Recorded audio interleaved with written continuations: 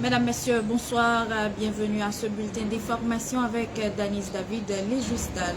Certains des établissements scolaires, tant publics que privés, sont restés fermés ce mercredi 21 mai 2025 à Jacmel. Ce mouvement de paralysie s'inscrit dans un élan de protestation contre l'agression d'un enseignant par des policiers dans la ville du Cap-Haïtien.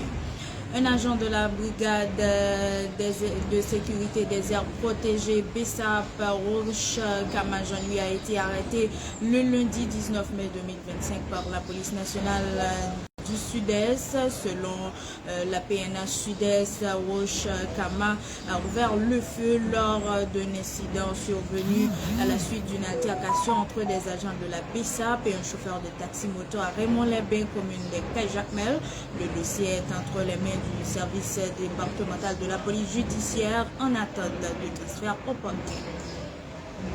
La Direction générale des migrations de la République dominicaine a annoncé dans un communiqué en date du 18 mai 2025 avoir intercepté 1139 ressortissants ici en situation irrégulière au cours d'une série d'opérations menées récemment. Parmi eux, 660 ont été rapatriés vers Haïti, précise l'institution. La police nationale d'Haïti a mené le mardi 20 mai 2025 une opération à Mirbalais contre le gang Vivre Ensemble. Plusieurs membres dont Chalez, Cadave et Omerzil Francilus alias Taliban ont été abattus à Dlocho près de Carrefour Pélic.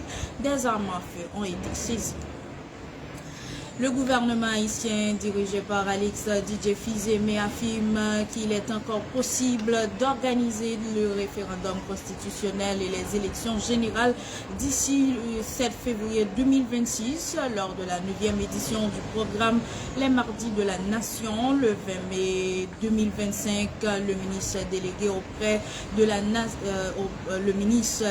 auprès du Premier ministre Joseph-André Gratien-Jean a présenté un bilan jugé positif des préparatifs en cours.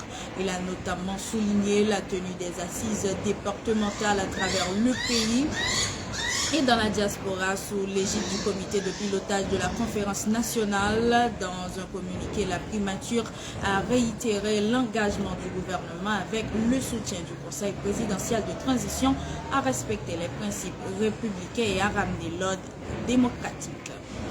La centrale hydroélectrique de Pélic, fermée depuis mardi 13 mai par des protestataires, demeure paralysée une semaine plus tard sans aucune initiative de l'exécutif pour en relancer les opérations. Aucune tentative de dialogue n'a été entreprise avec les groupes à l'origine de la mise à l'arrêt de cette infrastructure stratégique vitale pour l'irrigation de la fourniture d'électricité. Conséquence directe, la région métropolitaine est plongée dans le noir total. Des entreprises commencent à ressentir les effets économiques de cette panne prolongée, tandis que des attroupements se forment autour des vendeurs de glace avec l'arrivée des fortes chaleurs estivales. Le président sud-africain Cyril Ramaphosa a appelé ce mercredi à un nouveau départ dans les relations entre son pays et les États-Unis lors d'une rencontre avec Donald Trump à la Maison-Blanche. Je suis surtout ici pour remettre à zéro les relations entre les États-Unis et l'Afrique du Sud, a-t-il déclaré, insistant sur l'importance d'un rééquilibrage économique. Cette visite intervient dans un contexte tendu marqué par les accusations américaines de génocide visant les fermiers blancs en Afrique du Sud. Le président Donald Trump, réélu à la tête des États-Unis, a exigé des explications à ce sujet. En général, ce sont des fermiers blancs qui fuient l'Afrique du Sud et c'est une chose très triste à voir, a-t-il souligné tout en exprimant l'espoir d'un dialogue constructif avec Pretoria. Mesdames, Messieurs, c'est la fin de ce bulletin d'information avec Danis David Léjustal. Merci de l'avoir suivi. On vous donne rendez-vous pour demain à la même heure.